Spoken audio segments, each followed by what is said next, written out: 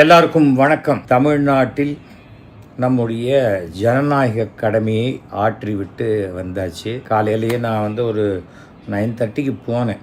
ஆனால் அங்கே நம்ம இடத்துல பூத்தில் அந்த 4 நம்பர் ரூம் அதில் அந்த மிஷின் ஒர்க் பண்ணலை. அது ஏதோ ப்ராப்ளமாக இருக்குதுன்னு சொன்னாங்க. சரி, என்ன வீட்டுக்கு போயிட்டு சும்மா ரொம்ப வாக்கபிள் டிஸ்டன்ஸ் தான். சரி, வீட்டுக்கு போயிட்டு வருவோம். அங்கே போய் நின்று சத்தம் போடுறதுல எந்த விதமான அர்த்தமும் கிடையாது. அது ஒரு எலக்ட்ரானிக் மிஷின். அந்த எலக்ட்ரானிக் மிஷினில் என்ன சின்ன தப்பு இருக்கோ அது ஆகத்தான் செய்யும். அந்த மாதிரி இருக்கும்போது அது கரெக்டாக ஒரு 11:30க்கு போனோம். எல்லாமே அதுக்குள்ளே அந்த க்யூலாம் முடிஞ்சு ரொம்ப ஃப்ரீயாக இருந்தது. இந்த சாயங்காலம் 5 மணி வரைக்கும் 82% போலிங் ஆகிருக்கு. 82% இல்லை 83%. இது 6 மணி. அப்புறம் 6 மணிக்குள்ளே அந்த பூத்தில் என்டர் பண்ணிட்டா, அப்புறம் அந்த கேட்டை சாத்திட்டா, அதில் உள்ள 50 பேர் இருந்தால் கூட அந்த 50 பேரும் 8 மணி வரைக்கும் இருந்து ஓட்டு போடலாம். அதனால் எனக்கு தெரிஞ்சு 84% த ஹையஸ்ட் அச்சீவ் பண்ணிட்டோம் அப்படின்னு நம்முடைய தேர்தல் கமிஷன் மிக பிரமாதமாக பெருமையாக சொல்லிக்கொள்ளலாம்.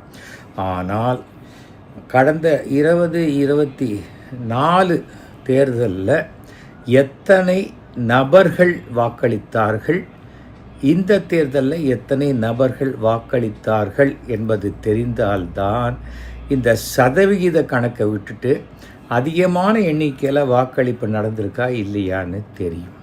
அவ்வளவுதான். 100க்கு 50 மார்க் வாங்குகிறாங்க. அதையே 60க்கு அப்படின்னு போட்டு அதில் 30 மார்க் வாங்கினா கூட அது 50 மார்க் வாங்கினதோட ஜாஸ்தியாக தான் தெரியும்.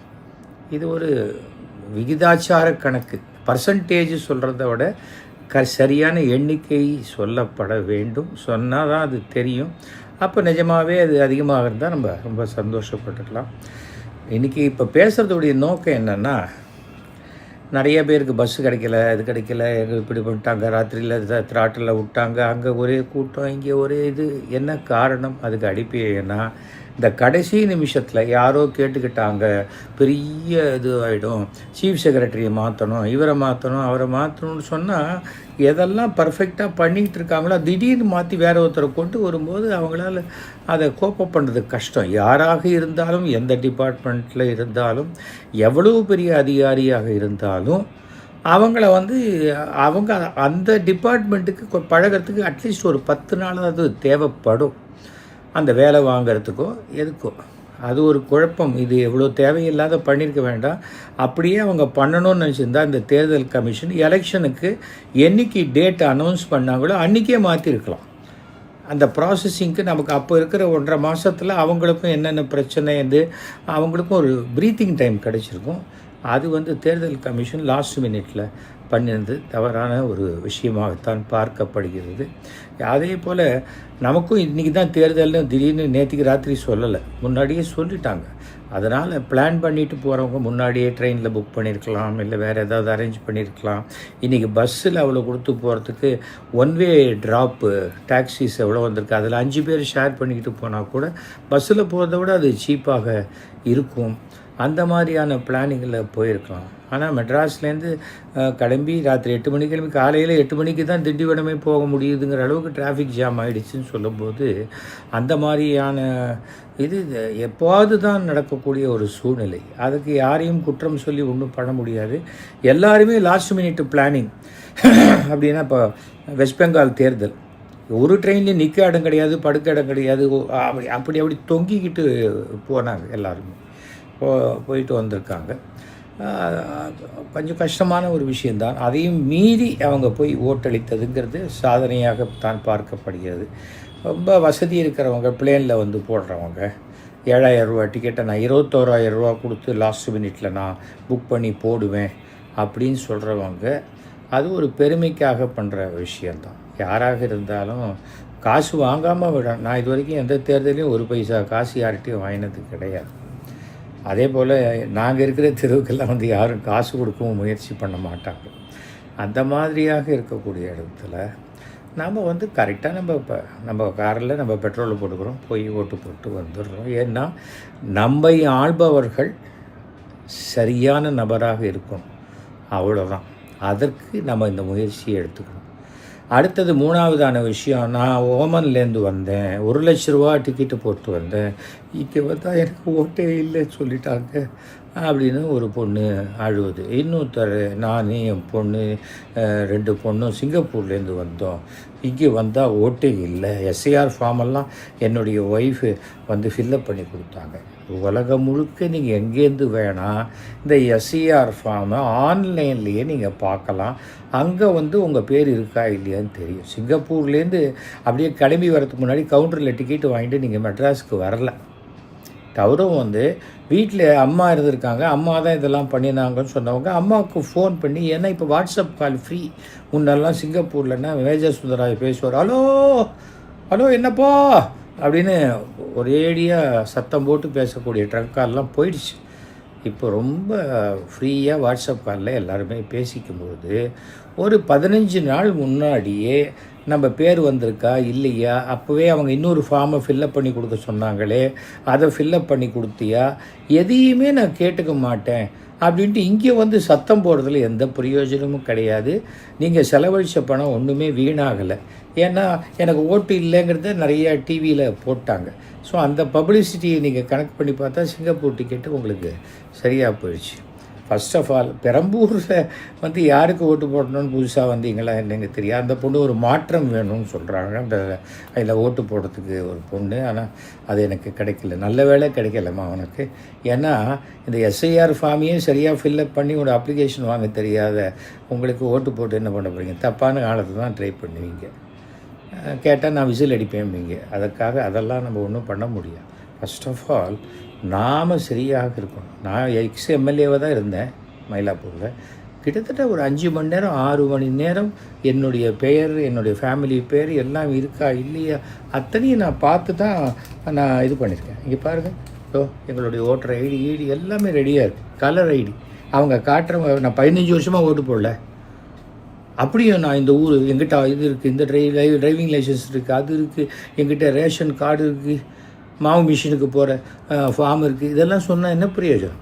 அப்போ எப்போ இந்த எஸ்ஐஆர்னு ஒன்று கொண்டு வந்தாங்களோ, நீங்கள் 2004 என்றைக்கு போட்டிங்க, அன்றைக்கி என்ன அட்ரஸில் இருந்தீங்க, என்ன இது, அப்பா அம்மா, அந்த விஷயம் அத்தனையும் எழுதி கொடுக்க சொல்லி கேட்குறாங்க. நான் தான் 15 வருஷம் முன்னாடி இருக்கிற கார்டு வச்சுருக்கேனே அப்படின்னா செல்லுமா?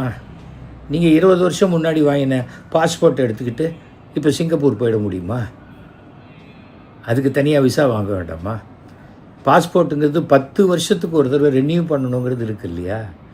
இந்த மாதிரி வார்த்தைகளை நீங்கள் சிங்கப்பூர் ஏர்போர்ட்டில் போய் சொல்லுவீங்களா? விசாவே வாங்காத அங்கே போயிட்டு என்னை உள்ளே விட மாட்டேன்ட்டாங்க, என்னது என்ன கவர்மெண்ட் நடத்துது சொல்லிடுவீங்களா? அப்படியே பிடிச்சி உள்ளே போட்டுருவாங்க. இந்தியா ஜனநாயக நாடு. அதுக்காக வாய்க்கு வந்ததை பேச முடியாது. நாம் நம்ம கடமையை சரியாக செய்தால்தான் வேறு யாராவது செய்யலாம். இப்போ யாரோ ஒரு பொண்ணு எனக்கு பதிலாக வேறு யாரோ ஓட்டு போட்டாங்கன்னா அந்த பொண்ணுக்கு சேலஞ்சிங் ஓட்டுக்கு அந்த பொண்ணு இன்னொரு ஓட்டு கொடுத்தாங்க, அந்த பொண்ணு ஓட்டு போட்டு போயிட்டாங்க. அந்த எல்லா விதமான சிஸ்டங்களும் நமக்கு சரியாகத்தான் இருக்கிறது. சில சமயம் எத்தனைக்கு எத்தனை உண்டுங்கிற மாதிரி அதையும் தாண்டி வந்துடுது. ஒரு ஓட்டர் ஐடியை வச்சோ ஆதார் கார்டை வச்சோ அந்த ஃபோட்டோவில் இருக்கிறது தான் நாம தான் அப்படின்னு கண்டுபிடிக்கிறதுக்கே பெரிய திறமை வேண்டும். நம்ம ஃபோட்டோ நம்மள மாதிரியே வருதுன்னா அது ஒரு பெரிய விஷயம். நமக்கு வந்து QR கோடு எல்லாமே இருக்குது. ஆனால் அந்த QR கோடை அதை வந்து பார்க்குறதுக்கு உண்டான ஃபெசிலிட்டி எல்லா இடத்துலையும் இல்லை. நான் கூட ஓட்டு போட்டேன், அமைக்கணுன்னா கிளம்பலான்னு பார்க்குறேன், ஒரு நிமிஷம் வெயிட் பண்ணுங்கள் சார். ஏன்னா அது இந்த மிஷினில் நான் யாருக்கு ஓட்டு போட்டேன்னா அது அந்த லைட்டோடு அது எரியுது. ஒரு பழைய அமைச்சர் வந்து லைட் எரியிற மிஷினை போய் அமுக்கிட்டு என் ஓட்டு பதிவாகலையேன்னு இப்போ சொன்னேன். இது இவரெல்லாம் மினிஸ்டராக வச்சுக்கிட்டு ஐயோ மறுபடியும் அவர் வந்துடக்கூடாதேங்கிற வேண்டியல் தான் நமக்கு ரொம்ப ஜாஸ்தியாக இருந்தது. இதெல்லாம் எதுக்காக சொல்கிறேன்னா, படிக்காத மக்கள், ரொம்ப ஒரு வசதி ரொம்ப குறைச்சலாக இருக்கிறவங்கெல்லாம் அவங்க எவ்வளவோ பொறுப்புணர்ச்சியோடு இருக்காங்க. ஓரளவுக்கு மேலே வசதி படைத்தவர்கள், நான் ரொம்ப படிச்சுட்டேன்னு நினைக்கிறவங்க இருக்காங்க இல்லையா, அவர்கள் தான் இந்த மாதிரியாக ஒரு தற்குறித்தனத்தை பண்ணிவிட்டு அரசாங்கத்து மேலே பழி போடுறதுங்கிறது இருக்குது. ஒரு கல்யாணத்துக்கு போகிறோம், ஒரு 250 ரூபா 300 ரூபா மொய் எழுதிட்டு 3/4 மணி நேரம் வெயிட் பண்ணி சாப்பிட்டுட்டு வரோம். நாம் மொய் எழுதிட்டு சாப்பிட்டு வர இடத்துல அதுக்கே இவ்வளோ நேரம் வெயிட் பண்ணுறோன்னா, நம்மை ஆளக்கூடியவர்களை தேர்ந்தெடுக்கக்கூடிய ஒரு மாபெரும் ஒரு விழா. இந்த விழாவுக்காக நம்ம ஒரு அரை நாள் ஒரு நாள் வேஸ்ட் பண்ணுறது தப்பு இல்லை அப்படிங்கிற ஒரு உணர்வு நமக்குள்ளே வரணும். நான் 1950 பிறந்தேன். ஆச்சா, ஃபஸ்ட்டு டைம் 68 69 என்னமோ தான் தேர்தல். இது மாட்டுப்பெட்டியில் ஓட்டு போடுங்கள்லாம் அப்போ இது அந்த மாதிரி இதுலேருந்து நான் ஆரம்பித்து நான் வந்து யார் வேட்பாளர், அவர் தண்ணி அடிப்பாரா, அவருக்கு ஒரே வீடு இருக்கா இல்லையா, ஃபோன் பண்ணால் எடுப்பாரா வருவாரா, இத்தனையும் எங்கள் அப்பா அதெல்லாம் தெரிஞ்சுக்கிட்டு தாண்டா ஓட்டு போடணும் தான் எனக்கு சொல்லி கொடுத்துருக்காரு. அதனால தான் நான் ஓட்டு கேட்கும்போது கூட என்னுடைய அந்த நோட்டீஸ்லேயே என்னுடைய செல்ஃபோன் நம்பரை போட்டேன். என்னை 24 மணி நேரமும் தொடர்பு கொள்ளலான்னு. அந்த ஃபோன் நம்பர் தான் இன்னி வரைக்கும் வச்சுருக்கேன், 9841023545. எதற்காக இதெல்லாம் சொல்கிறேன்னா, வருத்தப்படாதீங்க. எதுவுமே இதில் மாற்றம் வேணும் எல்லாத்தையும் மாற்றம் என்பது மாறாதது, அது வரும். சிங்கப்பூர்லேருந்து வந்தால் கூட மாற்றம் வேணும்னு நினைக்கிறவங்களுக்கு ஓட்டே இல்லைன்னாக்க அதுவும் ஒரு மாற்றம் தானே இல்லையா? நாம் வந்து நம்ம கடமையை சரியாக செஞ்சால் தான் அடுத்தவங்களை குறை சொல்ல முடியும். எங்களுக்கு ரொம்ப வருத்தமாக இருக்குது. ரொம்ப எங்கள் அம்மா இல்லை, உங்கள் அம்மா கரெக்டாக பண்ணியிருந்தாக்கா அப்போவே உங்கள் அம்மாவுக்கு பூத் ஸ்லிப் வந்திருக்கணுமே. எப்போ அம்மா பண்ணது, எப்போ அம்மாவை காட்டவே மாட்டேன்றீங்க நீங்கள்? அப்போ அம்மாவும் கூட இருந்து பேசியிருக்கலாம்ல. அப்பாவும் 2 பொண்களும் மட்டும்தான் பேசுகிறாங்க. அப்போ அம்மா எங்கே அந்த ஃபார்மை ஃபில்லப் பண்ணி எல்லாத்தையும் செய்த அம்மாவையும் காட்டி அம்மாவும் சொல்லியிருக்கணும் இல்லையா? ஏன்னா இது ஃபார்ம் தான், இதுதான் என்னுடைய ஃபார்ம், இந்த ஃபார்ம் தான். அது எங்கேயோ வீடு மாற்றிட்டேன், அதை வீடு மாற்றும் போது எங்கேயோ மிஸ் ஆகிடுச்சின்னு அவர் பெரியவர் பேசுகிறாரு. அப்போ வீடு மாற்றும் போது மாற்றினா அப்போது பழைய வீட்டு அட்ரஸுக்கு போயிருந்ததுன்னா அது வேறு தொகுதியாகவோ இல்லை வேறு ஏரியாகவோ இருந்தால் வேறு பூத்துக்குன்னு அது போயிருக்கோம், அங்கே இருக்கும். நீங்கள் அங்கே என்ன போய் கேட்கணும்? புதுசாக இருக்கிற இடத்துக்கு அப்படி உங்களுக்கு கொண்டு வந்து கொடுப்பாங்க. நமக்கு ஒன்றும் மேஜிக் இல்லை. உலகமே ஏஐயில் இயங்கலை, எல்லோரும் மனிதர்கள் தான். இப்போ என்னுடைய பொண்ணு அமெரிக்கன் சிட்டிசன் ஆகிட்டா, அவள் வந்திருக்கா. இப்போ அவளுக்கு பூத் ஸ்லிப் வந்தது. நான் எஸ்ஐஆர் ஃபில்லப் பண்ணும்போதே now she is not a resident of India அப்படின்னு போட்டு கொடுத்துட்டேன். கொடுத்த பிறகும் வந்த உடனே பூத் ஸ்லிப்பையும் நான் திருப்பி கொடுத்து, இதை தயவு செஞ்சு அடிச்சிருங்க, அவளுக்கு இங்கே ஓட்டிங் ரைட்ஸ் கிடையாது அப்படின்னு நான் சொன்னேன். ஏனென்றால் நாம் தான் அரசாங்கத்தில் இந்த மாதிரி இருக்கிறவங்களுக்கு சரியாக வழிகாட்டுதலும் உதவியும் செய்யணும். இதுதான் சாக்கு அப்படின்ட்டு நீங்கள் பரவாயில்லம்மா வாமா ஓட்டு போட்டு வந்துடலான்னு சொல்லக்கூடாது. நாம் விஷயங்களை புரிஞ்சுக்கணும். அதே போல் ஏதோ நாங்கள் 2 லட்சம் பேர் வரப்போகிறோம் ஃபாரின்லேருந்து, எப்படி வர முடியும்? ஒரு ஃப்ளைட்டில் 180 பேர் 200 பேர் போகலாம். நம்ம 2 லட்சம் பேர் வரணுன்னாக்க எத்தனை ஃப்ளைட்டு? 1000 ஃப்ளைட்டாக வரும். புரிஞ்சுக்கணும். இது சினிமாவா இது? அதெல்லாம் எல்லா தேர்தல் 4ஆம் தேதி அன்றைக்கி பல பேருக்கு தெரிஞ்சிடும். இப்போது குழந்தைங்கள்லாம் அழுது இவருக்கு தான் ஓட்டு போடணும், இவருக்கு தான் ஓட்டு போடணுன்னு குழந்தைங்க அழுது அப்படின்னு சொல்லிலாம் அந்த சோஷியல் மீடியாவில் போடுறாங்க. இது ஏதோ ரீல்ஸ் பண்ணுற மாதிரி தான் இருக்குது. அது நிஜம்னு எடுத்துக்கிட்டால் கூட பெற்றோர்கள் ஜாக்கிரதையாக இருக்கும். 4ஆம் தேதி முடிவுகள் வேறு மாதிரி வந்ததுன்னா அது நிறைய பேர் பார்த்துருப்போம். அந்த 10th ஃபெயிலுன்னு ஒரு தவறான முடிவு எடுத்துருவாங்க, 12th ஃபெயிலில் முடிவு எடுத்துருவாங்க.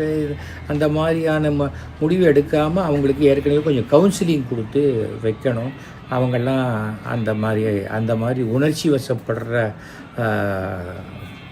குழந்தைங்களுக்கெல்லாம் பெற்றோர்கள் தான் இது கொஞ்சம் வழிகாட்டணும். அதே போல் ரொம்ப குழந்தைங்க கேட்டதான், ஐயோ நீ சொன்னவங்களுக்கு தான்ப்பா ஓட்டு போட்டேன் அப்படின்னு சொல்லிட்டு முடிச்சிடணும். அதுக்கு மேலே அதுக்கு ஒன்றும் தெரியாது. அவங்க காட்டுங்க போகிறாங்களா? அதனால் பெற்றோர்கள் இதை எப்படி பார்த்து டீல் பண்ணணும்? முதல்ல நமக்கு ரொம்ப முக்கியம் நம்முடைய குழந்தைகள், நம்ம குழந்தை நல்லா இருக்கணும், அது நல்லபடியாக வளரணும். அது நல்லபடியாக வளர்வதற்கு எந்த அரசாங்கம் உதவி செய்யுதோ அந்த அரசாங்கம் வந்தால் நல்லா இருக்கும் அப்படிங்கிற எண்ணத்தில் தான் பெற்றோர்கள் இருக்கணும். அது நல்லது. அதுதான் அடுத்த தலைமுறை சமுதாயத்தையும் இதையும் சிறப்பாக கொண்டு வரும்.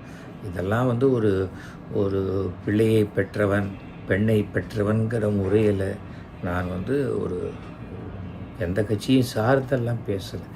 அடுத்த தலைமுறை சமுதாயம் இன்னும் சிறப்பாக இருக்கணுங்கிற ஒரு எண்ணத்தில் தான் நான் பேசுகிறேன். இப்போ இந்த ஓட்டு இல்லை இதெல்லாம் எங்கிற ஒன்றும் கவலைப்படாதீங்க. ஒரு 2-3 நாள் இருங்க. இந்த 4ஆம் தேதி முடிஞ்ச உடனே அப்போ நீங்கள் மறுபடியும் ஒரு அப்ளிகேஷன் கொடுத்து உங்கள் பேரெல்லாம் உள்ளே சேர்த்துக்கிட்டு இந்த மறுபடியும் அடுத்தது கார்ப்பரேஷன் எலெக்ஷன் வரும், அதில் ஓட்டு போடலாம்.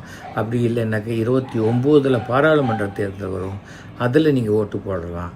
அதுக்கு பிறகு வந்து 30-31 அதாவது 2031 அதில் வரக்கூடிய எலெக்ஷனில் நீங்கள் ஆசைப்படுற உங்களுக்கு இப்போ போடணும்னு நினச்சி உங்களுக்கு அது வரைக்கும் உங்கள் மனசு மாறாமல் இருந்தால், அது வரைக்கும் அவங்களும் அந்த தேர்தலில் நிற்கிற மாதிரி இருந்தால் நீங்கள் அவங்களுக்கு ஓட்டு போடலாம். ஓகேயா? All the very best. அனைவருக்கும் நன்றி, வணக்கம்.